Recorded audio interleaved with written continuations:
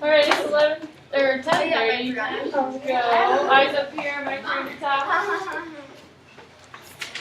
We are going to get to read some more of our novel, Shoeshine Girl.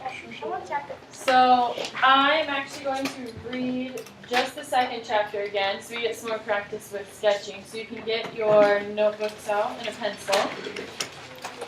And then think to yourself, raise your hand if you relate to the Shoeshine Girl, or you think that you might be similar to her in some way. Maybe not so much. The girls have to raise their hands because she's all girls. What, okay, now I'll ask you another question. Raise your hand if you've ever felt like you didn't want to go somewhere.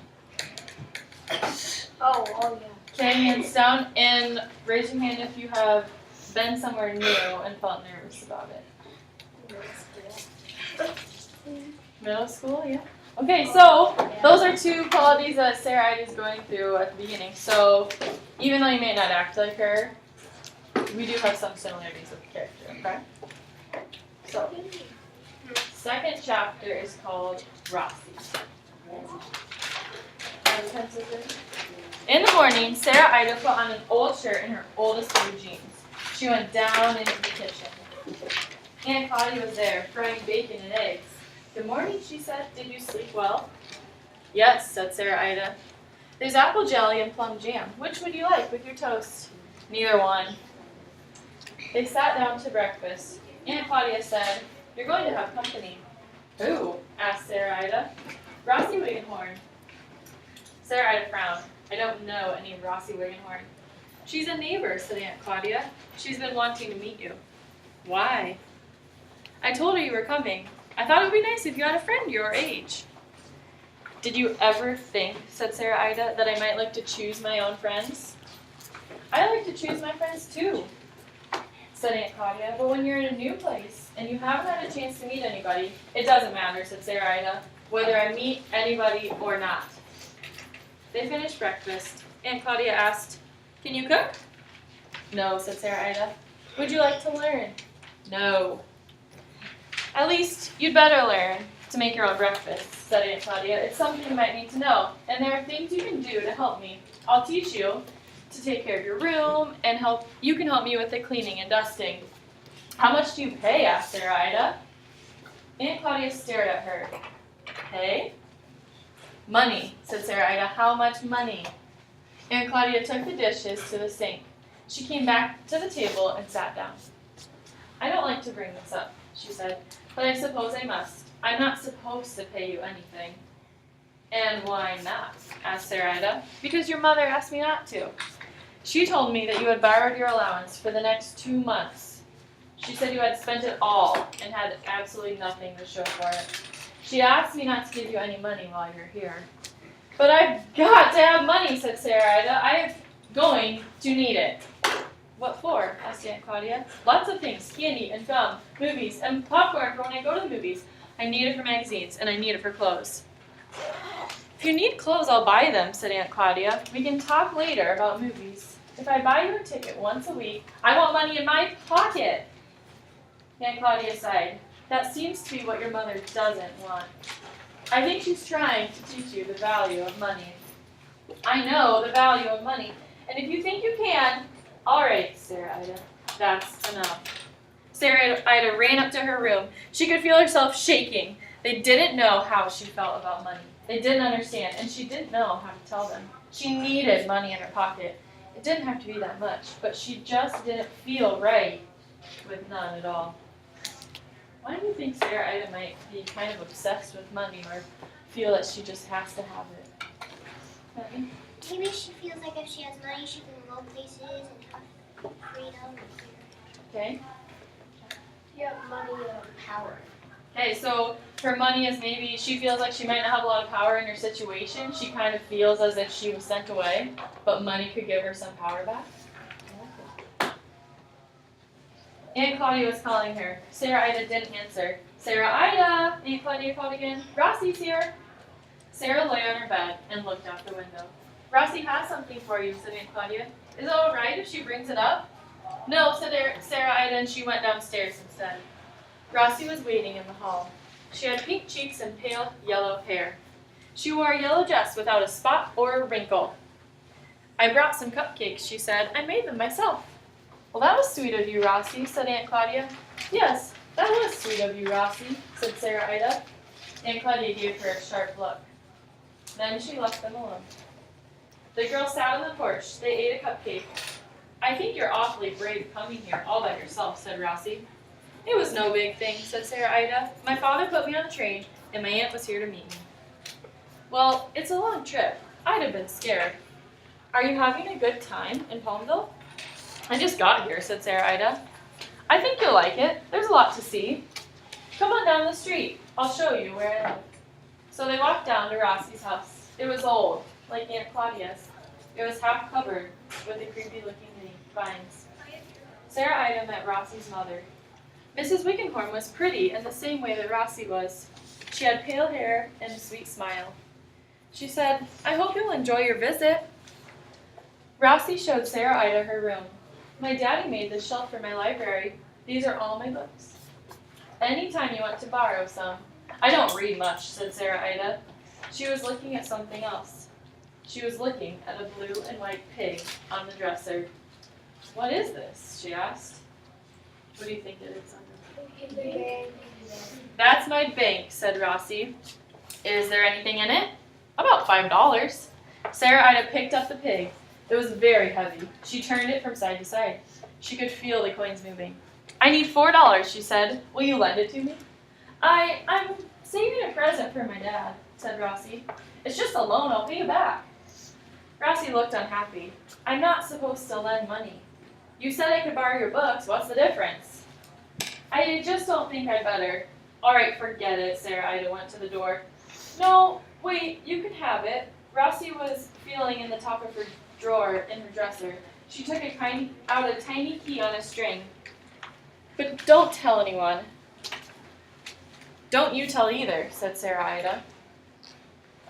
How do you think Sarah's handling this situation? Is it positive? Taking advantage of it. Say it again, Ellen. She's taking advantage of her newfound friend. That's actually considered a form of bullying because she's using her words kind of to bully her into giving her the money out. How do you think this is going to go? It's her first, maybe potential friend. What do you think is going to happen? Maybe not the best start, huh? Alright, don't you tell either, said Sarah Ida. There was a lock on the underside of the pig, and Rossi unlocked it. The coins fell out on the dresser. It was mostly quarters and dimes. Sarah Ida counted out $4. Are you sure you want to do this? Yes, said Rossi. Well then, goodbye, said Sarah Ida. Don't you want me to walk back with you? Asked Rossi. You don't need to. Sarah Ida left. She walked out of the house and up the street. The coins were jingling in her pocket. She was whistling when she got back to Aunt Claudia's. Why do you think she was whistling? She was hoping nothing happened. She was acting like nothing happened. Maybe covering the sound of the jiggling of the coins. Covering the sound of jingling coins, yeah. Seemed like she was kind of excited to get out of the house too. What were you going to say? She was happy. She finally had the asset that she really likes. Money's really important to Sarah Ida, we can tell. So that was the end of chapter 2. What you are going to get to do is read chapter 3 together in a group. And chapter 3 starts on page 18. It's called The Game, and it's like 5 pages. It's not super long at all. So I'm going to pass out these sheets. Put your name on it while I'm passing it out. You're welcome. And then you'll flip it over and you'll see a number. And that'll just be the number of the group we're in.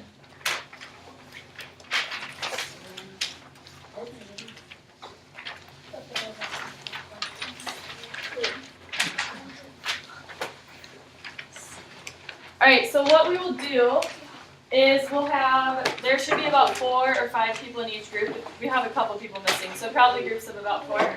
So if you're in a 1, come to these tables and you can turn the desk so you're talking with each other. So stand up if you're in those and not in a 1, and if you are a 1, come to this spot.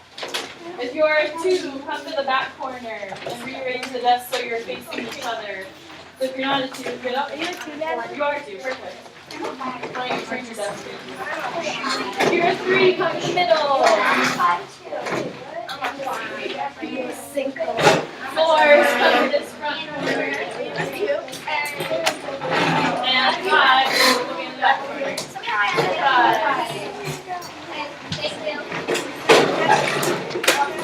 Do I get the bus around? Sure.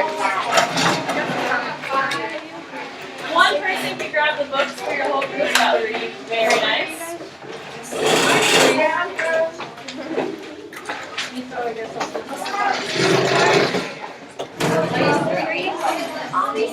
I got it. You're just in case so you're not as close to that. No, it's okay. I just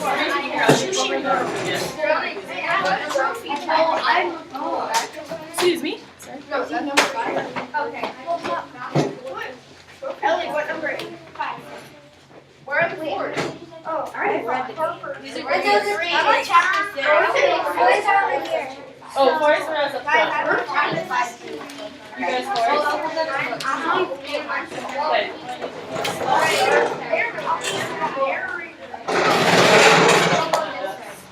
Wait.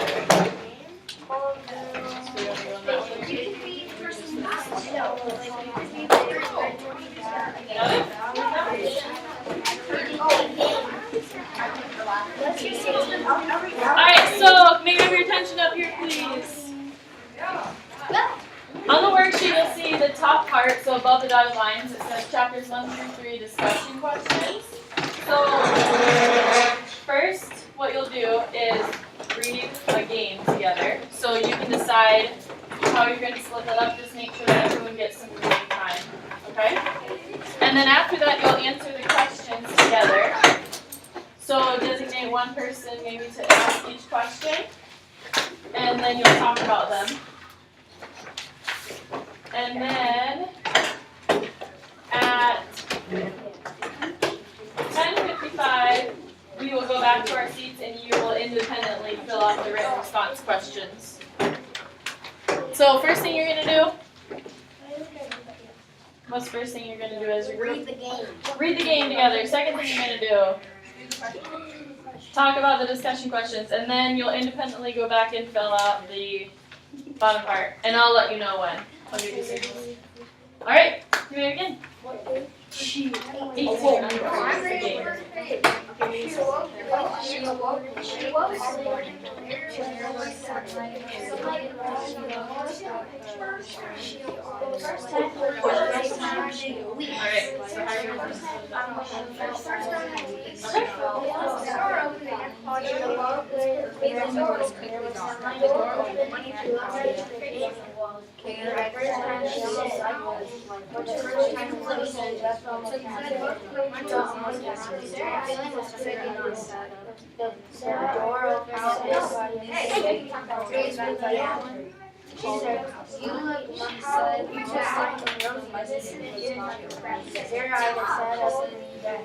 I did it.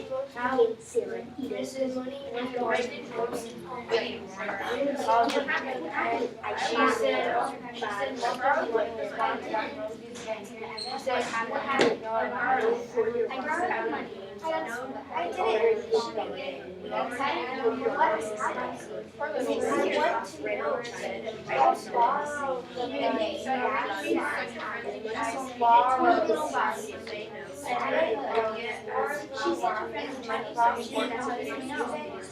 day?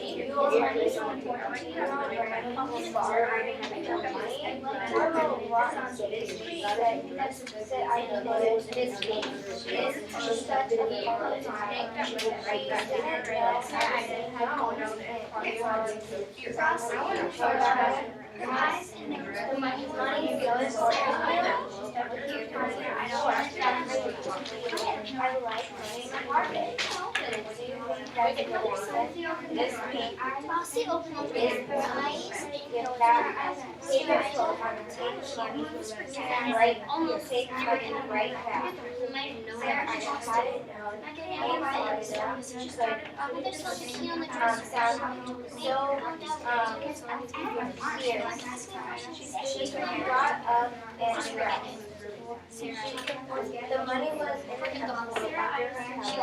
She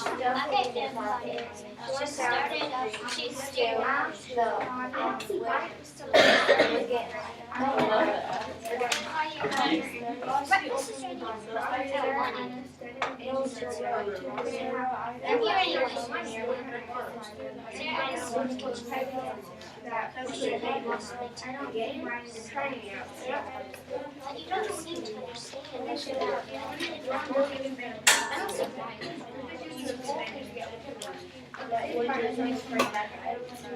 Money is important.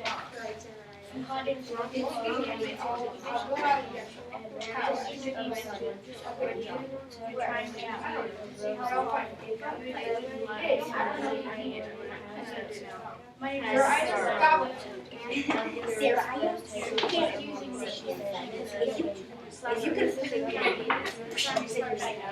if you can find work and someone else but ask yourself, what could you do?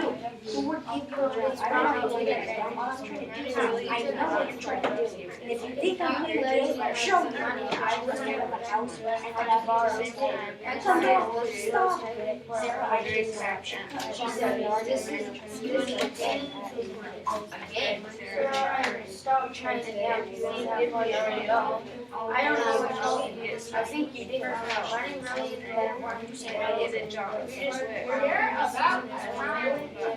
At the same time, I'm trying to start better because the money is important. And if you want to be stop, I'll go out and man talk. I'll get a job. And where? I don't know. If I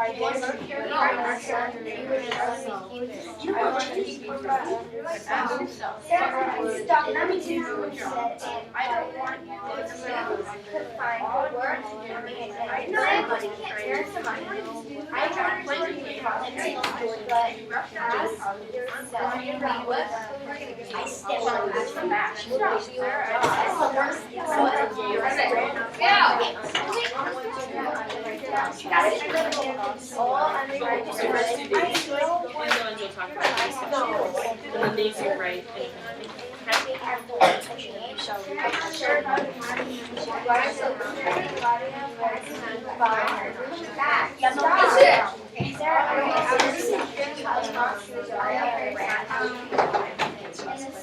My sister on the address. Or just the one chapter.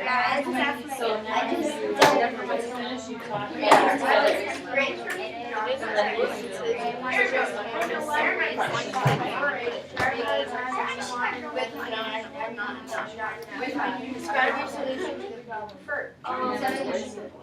Babysitting. Share about on YouTube. Okay, you have about 5 more minutes to talk about your discussion question. Because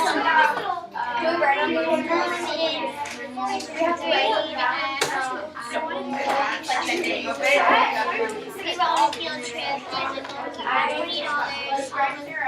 because we had somebody at the supermarket shop, and I went there, and my friend said that she didn't have it, and I told her so that her food was the same. And then every time we buy it,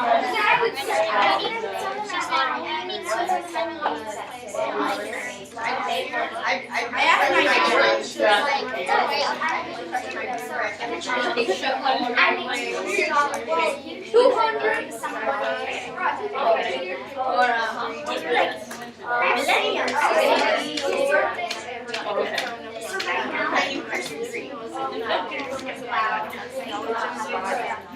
Okay, so it's hard to break spirit. What are some ways to make money understand which would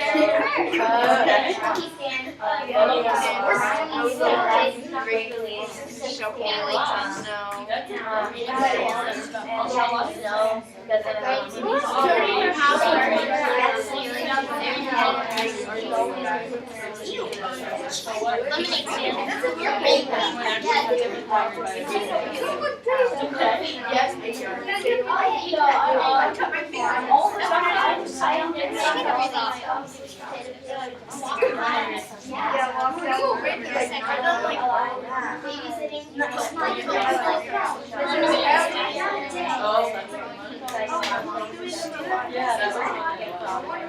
Do we just stay in our seats? Overtime, so we like, you don't make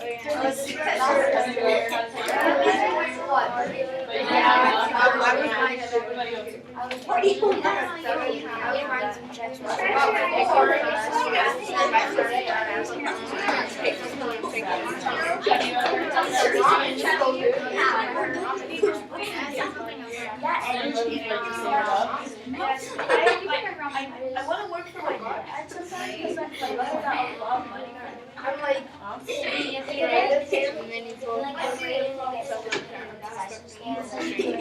we just we could get we just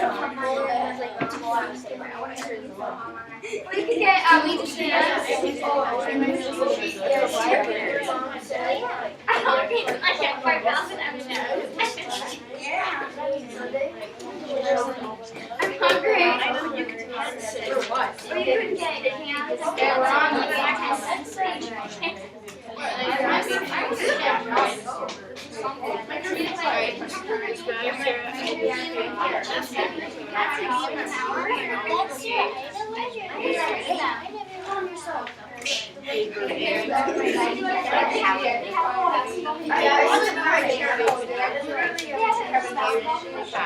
What are you talking about? Yeah, that's really good. Basketball? Working at a basketball game or something? Okay. Yeah, so I'm about to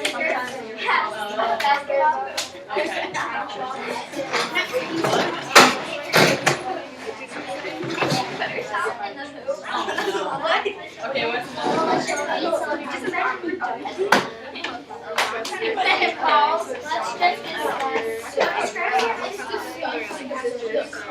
it's $25 an hour. What? I know it's a job is. Oh wow. I can't believe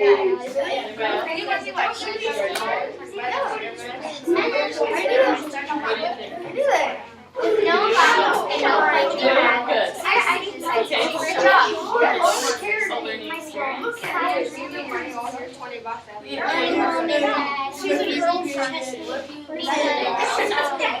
She looks different in this one.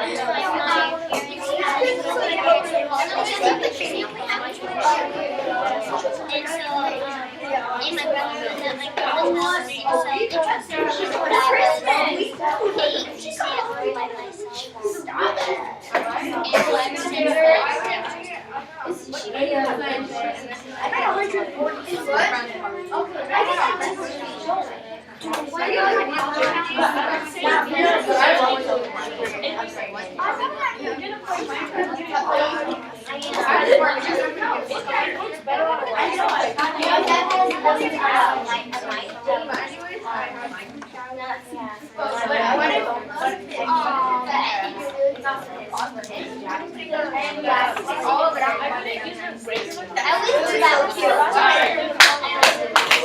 So you can copy it.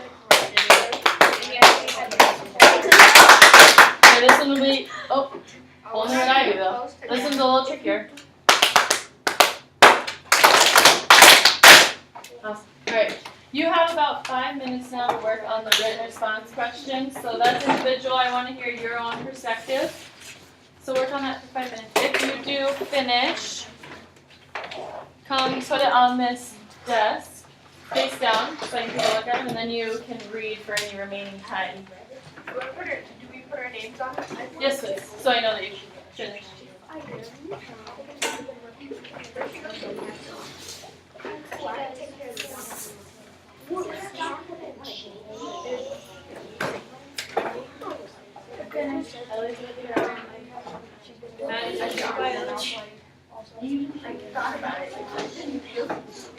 I just did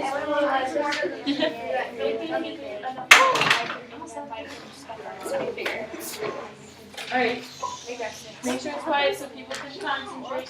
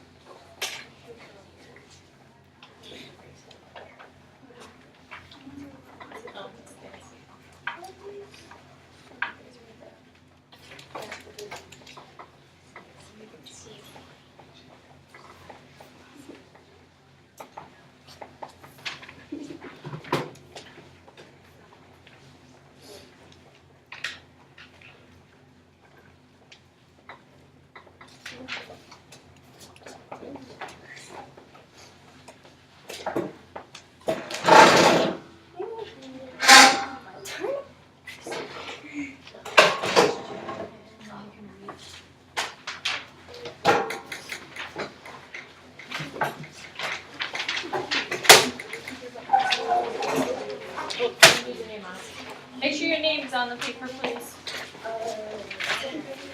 And then you can have some free reading time and make sure you hang up.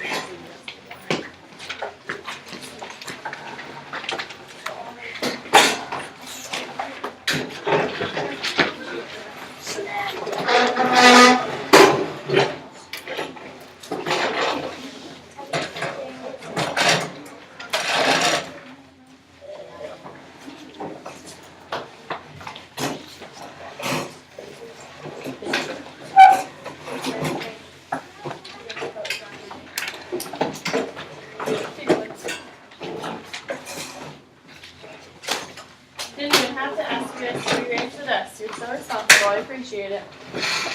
You have about 5 more minutes of reading time or finishing your worksheet time.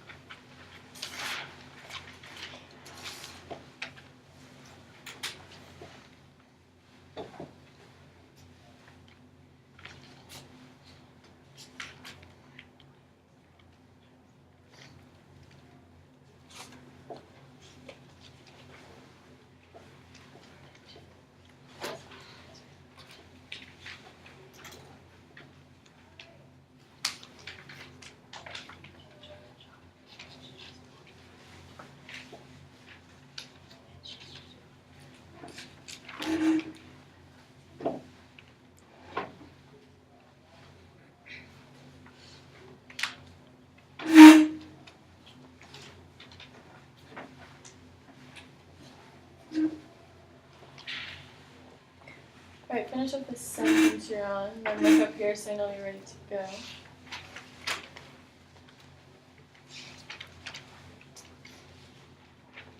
Can you sneak up?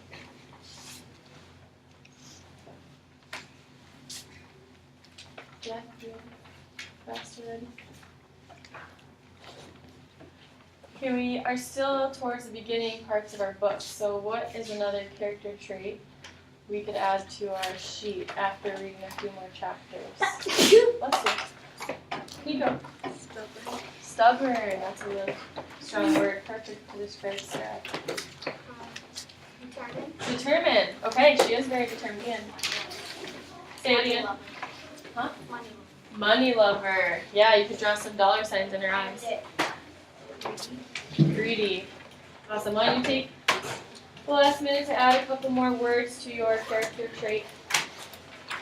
Once you've added two at least, then you can put your book away.